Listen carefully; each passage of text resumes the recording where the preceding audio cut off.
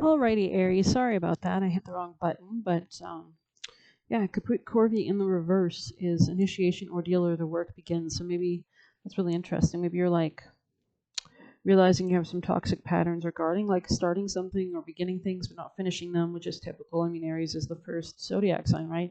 It's the cardinal sign. Cardinals start the season, but they don't hold the energy of the season. That's the fixed sign. That's the next sign after it, which is a level of stubbornness and real fucking, like wanting to stay in the same rut, right? That's what fixed signs are. But you're a cardinal sign, which means you're a leader, you're the initiator. But do you always bring it through to completion? Maybe not, right? And that's okay.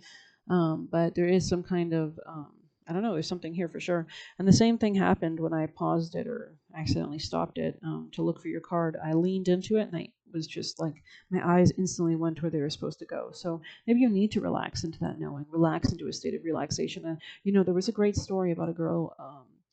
It's more because it lowers your brain into that theta state that's very receptive, right? And she was in the kitchen and after work or something like eating, but this is a time when you're not really thinking. It's why like ideas come when you're taking a shower or doing something totally like boring or mundane because you're allowing your mind to actually remove all the distractions of the conscious mind and you're putting it in a different frequency. And she heard like a psychic message that somebody was injured and she went to the site near her. She got in her car and she went to some construction site and she found a man in a hole with his leg broken with nobody around. It was like there was nobody around and it was this like boarded up construction site or something like that.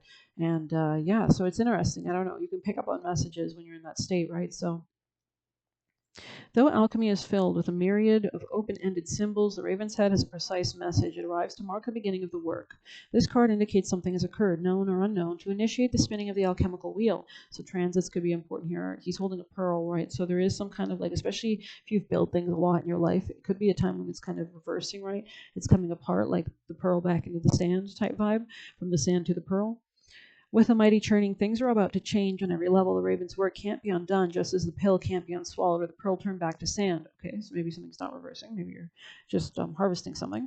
You may be overwhelmed or think the journey ahead is not for you. Your doubts matter not to the raven, as its appearance signifies it has chosen you. You are ready, and the moment is now. Ravens can also mean, Scorpio energy. We are in Scorpio spooky seasons of death, things like that. Warnings, calls.